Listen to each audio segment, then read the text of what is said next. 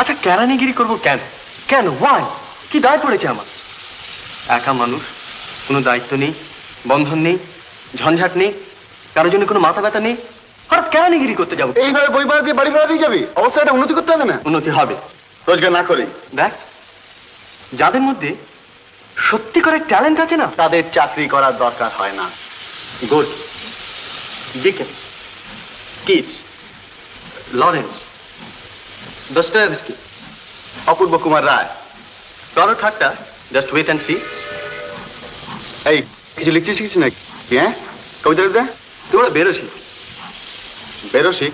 তোর দ্বারা ইঞ্জিনিয়ারিং ছাড়া কিচ্ছু হবে না।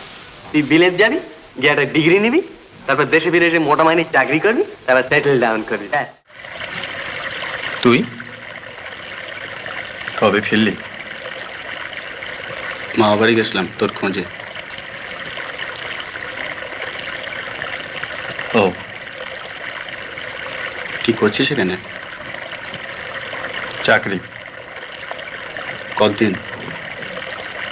এই বছর খানেক, তারপর পেট চালাতে হবে তো। পেট চলছে মোটামুটি। আর অন্য সব লেখাপড়া? তো সেই উপন্যাস ফেলে দিয়েছি।